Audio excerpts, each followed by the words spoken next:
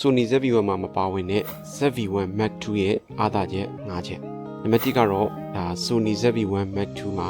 fully touch control ပါဝင်လာတာဖြစ်ပါတယ် Sony camera တော်တော်များများမှာဒီလိုမျိုး touch screen ရတာကိုမထည့်ပေးရဘူးပေါ့နော်ဒါပေမဲ့ ZV-1 Mark II မှာတော့ touch control ရတယ် fully touch control ရတယ်နော်ဆိုတာက setting လေးတွေအစ touch ကြည့်ပြီးတော့ဒူးလို့ရတယ်ပေါ့နော်ပြောင်းရွှေ့လို့ရတယ်အဲ့ဒီချက်ကလေ ZV-1 Mark II ကိုကင်လို့ပိုကောင်းစေတဲ့တစ်ချက်ပါပဲကင်မရာတစ်လုံးမှာ touch screen ရတဲ့အခါမှာနော် setting လေးတွေကိုကိုကြိုက်တယ်လို့ disable enable ပြီးလို့ရတယ်နော်အဲ့ဒီခါကျတော့ကင်မရာကင်နေရတာနဲ့မတူဘဲနဲ့ဖုန်းလေးတစ်လုံးကင်နေရတယ်လို့ပဲအရင်လွယ်တဲ့အတွက် touch screen ပါလာတာကလေ ZV-1 Mark II ရဲ့အားသာချက်တစ်ချက်ပါပဲနံပါတ်2ကကြတော့ Sony ZV-1 Mark II မှာက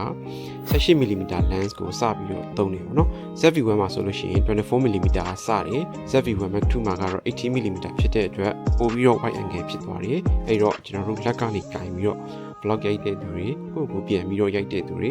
ပို့ပြီးတော့ wide angle ပို့လို့ချင်တဲ့သူတွေအတွက် 18mm lens ကတော်လေးအဆင်ပြေပါတယ်နံပါတ်3ကကြတော့သူ့ရဲ့ setting တွေမှာကိုပါပဲဒါ cinematic setting လေးတွေပါလာတာပေါ့နော် color လေးတွေ auto change တာတို့နော် cinematic vibe လေးတွေရတာတို့အဲ့ဒါဘာကောင်းသွားလဲဆိုလို့ရှိရင်ဒီကင်မရာက cinematic vlogging ကင်မရာလေးအသေးလေးတစ်လုံးကိုင်နေရတဲ့အရာသာကိုရတယ်တခြားဘာ setting တွေဘာညာ quick editing တွေဘာညာလုပ်စရာမလိုဘဲနဲ့သူ့မှာပါတဲ့ setting လေးတွေကိုကောင်းကောင်းကလိလိုက်ရုံနဲ့ဒါ cinematic session vlog လေးတွေရိုက်ကူးနိုင်မှာဖြစ်ပါတယ်နောက်နံပါတ်4ခုမြောက်အချက်ကတော့သူ့ရဲ့ mic control system ပေါ့နော် microphone ရဲ့ဒီ system ကိုလည်းသူက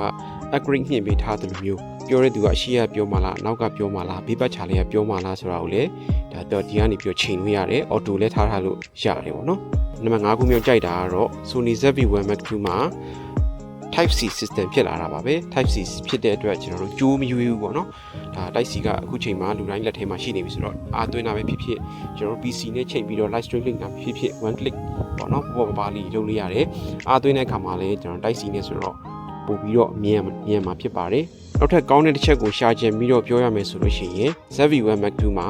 tripod mount ကဒီဘက်ကိုပြောင်းသွားတဲ့အတွက်တကယ်လို့ကိုက battery လဲကျင်တယ်ဆိုလို့ရှိရင်ဒါဒီဟာကြီးကိုဖြုတ်စရာမလိုဘဲနဲ့ tripod mount ကိုဖြုတ်စရာမလိုဘဲနဲ့ဒါ battery လဲတာတို့နော် SD ကထုတ်တာတို့တွင်းတာတို့အဲ့ဒါတွေပြောင်းလဲလုပ်ဆောင်နိုင်မှာဖြစ်ပါတယ်ဒီသေးလေးတစ်ချက်ကတော့ဘာမှမဟုတ်ဘူးဆိုပေမဲ့ကျွန်တော်တို့ရိုက်ကူးရေးသမားတွေအတွက်အရန်ကိုအသုံးဝင်တဲ့အချက်ပါပဲ ZV-1 Mark II ကိုဘယ်လိုမျိုးလူတွေဝယ်သင့်လဲဆိုတော့ခုမှကင်မရာကိုစကင်မဲ့သူတွေပေါ့ပပလေးနဲ့ photo video vlog cinematic vlogging တွေ cinematic တွေစိတ်ဝင်စားတဲ့သူတွေ